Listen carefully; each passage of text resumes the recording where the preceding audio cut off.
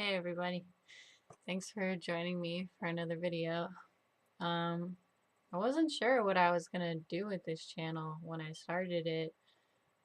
I just really wanted to make that response video and kind of left it on my channel and only shared it with a couple people, not really knowing the response it would get, kind of bracing myself for a really bad reaction, but I got a really positive response and I was really happy with it. And I got some nice comments from people, and I'm just so grateful that people enjoyed it. And um, a few days ago, I got a comment on the video, and I think the person who left this comment might have deleted it because I I got a notification for the comment, but when I clicked on it, I can't see the whole comment, so maybe he deleted it, or she. I don't know if they're a boy or girl or non-binary. I don't know. Um, but they asked me a question in this comment, and I think it's a really good question, and I wanted to take the time to answer it in a whole video. Um, because this is something that I've thought about a lot. So they asked me, I have to ask though, what is your stance? How do you feel about a story with a damsel, and should it not be allowed? Or should we just let people make the stories they want? How much should men change?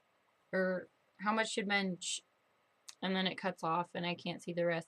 So I'm gonna assume they asked me like how much should we change the stories we write, or I don't know. It could have been anything really. But as someone who writes and illustrates comic books, this is something that I've thought about before. And I thought a lot about how I was going to explain this on camera, but it's not helping me right now. Okay, so I'll just explain my creative process when I'm writing a comic book or a story of any kind. I don't go into it thinking like, I want to write a story like this, or I want to send a message like that. It's not like essay writing. I know when they teach people in school, you're supposed to have like a thesis, like the message you want to get across, and then you support that with paragraphs of evidence. But to me, that's not what creativity is. For me, creativity is very spiritual, even before I looked at it as a spiritual thing. And when I write a story, I don't really feel like I'm writing it. That probably doesn't make a lot of sense. So I feel like the story already exists somewhere out in the world, and I'm just the person channeling it.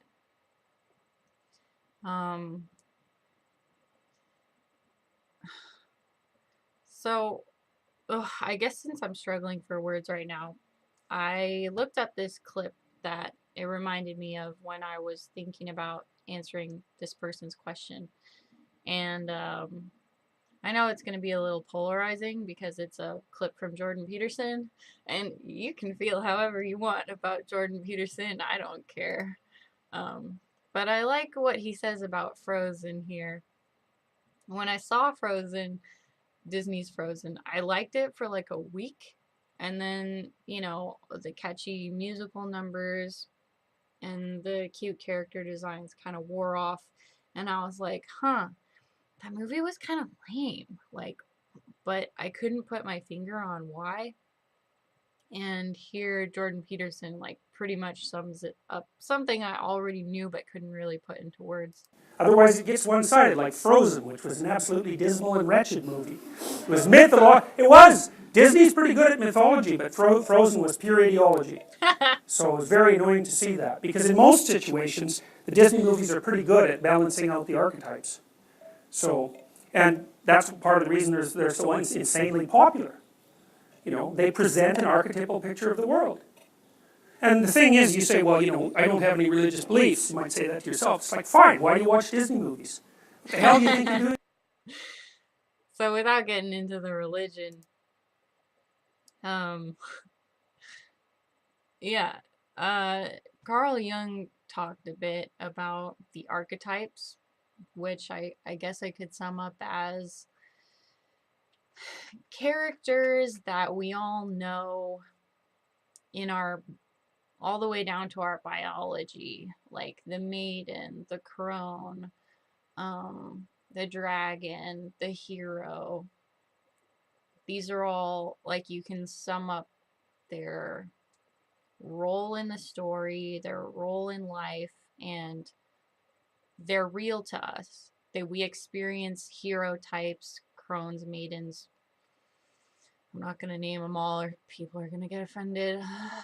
um, but they're kinds of people that you encounter in your everyday life, and when you see them in a story, you recognize them for whatever reasons, for because of your lived experience, or I think it was Carl Jung's um, theory that we that these archetypes are ingrained in our biology, and that spirituality is at some level um, biological. And I don't doubt that, but I'm not necessarily going to confirm it either because I don't know what the hell I'm talking about. I'm not a guru, but I am a writer. And when I write a story, I don't think like, oh, wouldn't it be cool if this happened? Or wouldn't it be interesting if that happened? Or maybe I should make this person their sister. Oh, um, yeah, no, a scene pops into my head and then I have to write it down before I forget it. And sometimes I write things down and I can't even like keep my own stories straight. Like people who read my stories keep them straight better than I can. And so, um, on the topic of do I think people, am I offended by a damsel character? No. No, I'm not. If she's the only character in the story, I might get annoyed by her because that's not how I see myself necessarily. Um, but I'm not going to get offended by how one character is portrayed in a fiction. There are helpless or women who see themselves as helpless and as victims. Um, there are women who need help. Uh, there are women who can't get out of their situation unless someone helps them. I don't meet a lot of them in the West, but I'm sure in the Middle East and in Middle Africa and other parts of the world where women are abused ritually and religiously, they exist. And I'm not offended by a woman needing help in a story any more than I would be offended by a man needing help in a story. I think men and women are here to help each other. Where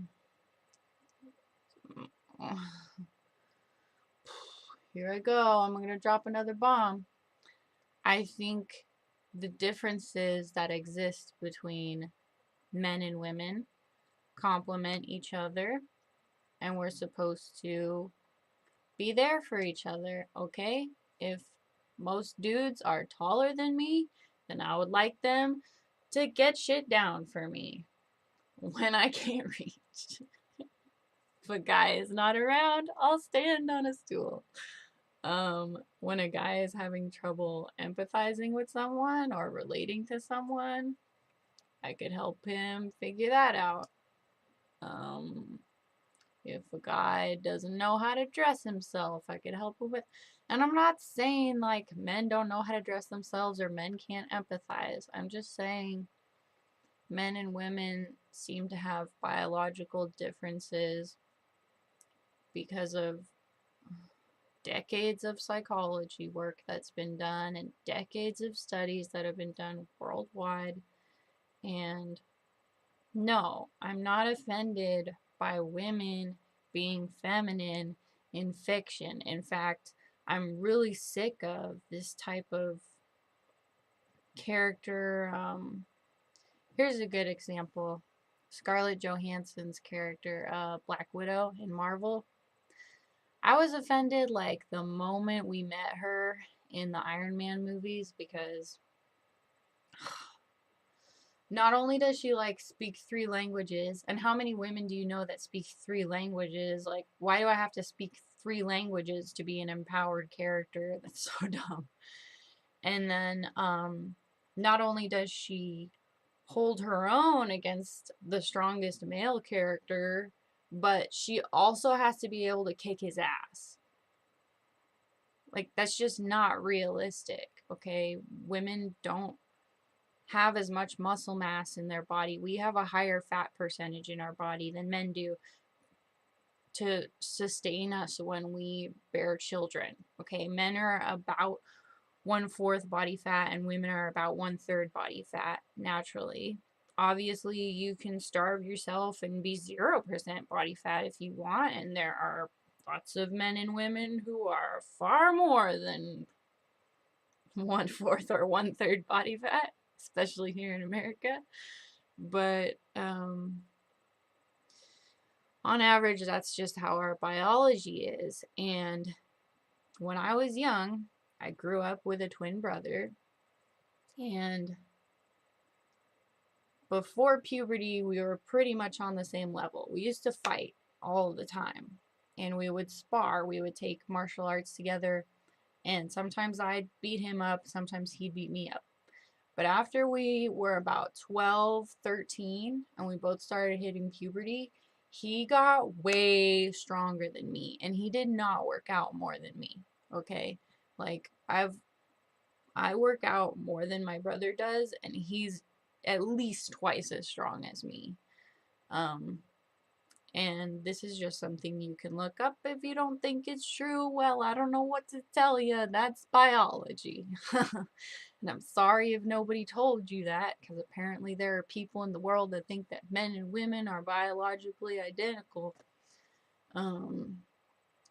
And I'm not saying anything transphobic here either. Like, I have transgender friends and I accept them, and like, if you want to transition, that's fine. Like, whatever floats your boat. But biologically, we have differences, and I am sick of seeing women portrayed in a masculine way because, how do I say this? It's like telling women we're not good enough just being the way we are. I like it when a woman gets out of something in fiction because she uses her brain. She does something clever. I don't like seeing women portrayed in a completely unrealistic way where they can best any man around them. There's a reason why men and women don't compete in sports together. Okay, there are some men that are stronger. There are some women that are stronger than some men because they work out like 3 times harder than like Joe Schmo who sits in his lazy chair and eats donuts and drinks beer all day. You might be able to go up against someone like that if you're a woman who works out, like lifts weights 4 days a week and runs every morning, and then maybe you can take down that guy. But I'm tired of seeing this propaganda because it makes women feel like if we're not like Black Widow and we can't like beat somebody up and speak a bunch of languages and we're not like ridiculously impressive like that and even more impressive than a guy, then oh, we're the damsel in distress that's like politically incorrect, and I just don't agree with that at all. They should let women be women sometimes women need help. Sometimes women need someone to protect us because we can't protect ourselves against guys. And like, thank goodness I live in a country where I'm allowed to carry pepper spray and a taser. But in Germany and Britain, you can't do that. So, no, I'm not offended by women needing help. And I wish it was something we accepted. And I wish we applauded the men who were heroes and stood up to protect women when we need it, and trust that we can handle ourselves when we don't. Yeah. So, no, I don't think you should make a political effort to change the stories you write. I think you should channel whatever creativity comes to you and screw whoever doesn't like it. The end. Bye.